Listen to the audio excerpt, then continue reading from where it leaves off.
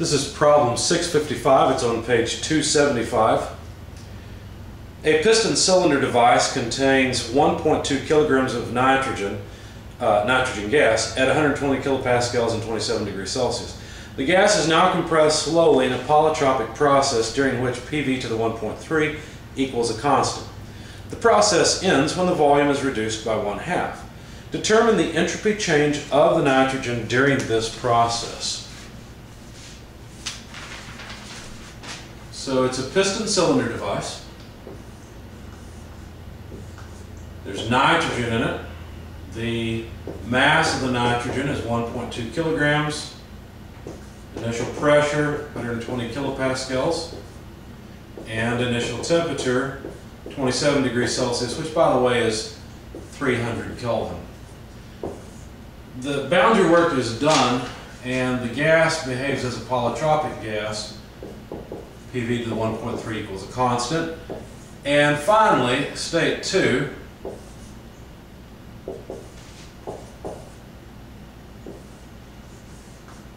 is when the process ends such that the volume in state 2 is 1/2 the volume in state 1. Now we're supposed to find the entropy change. And that would be the total entropy change. But the total entropy change can be written as the mass times the change per unit mass.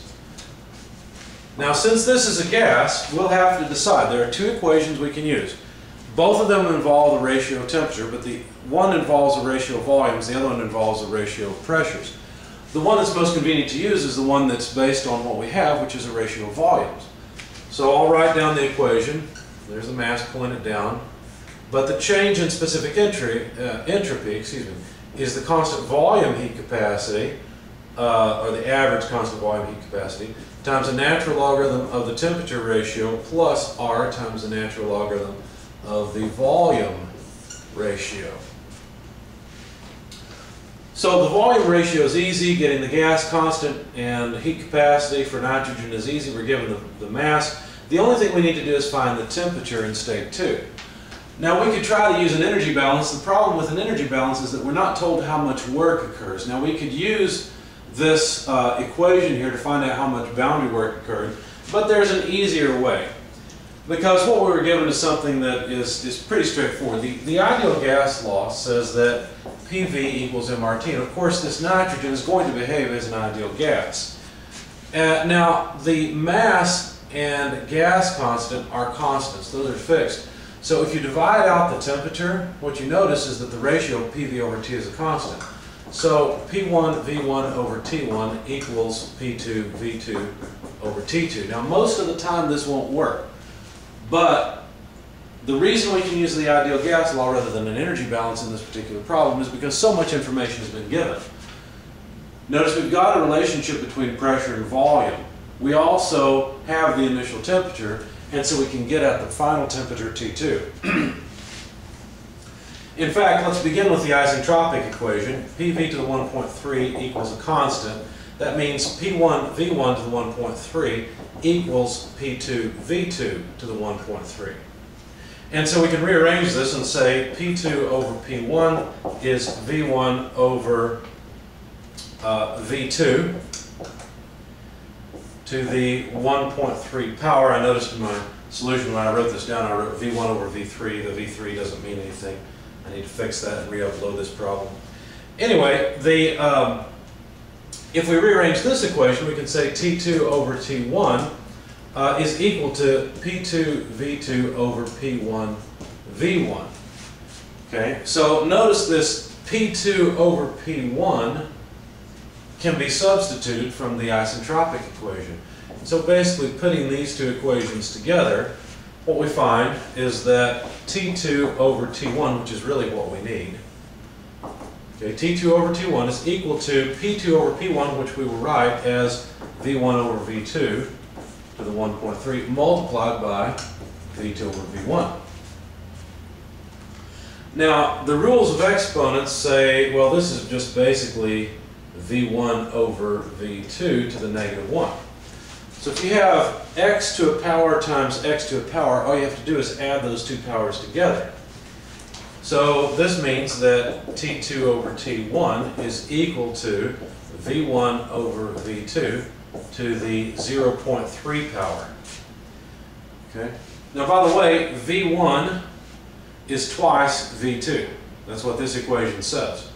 So this is the same thing as 2 to the 0.3 power, which is about 1.23114 if you want that many decimal places. So now we know the temperature ratio to plug in here. So now let's plug it in and see what we get.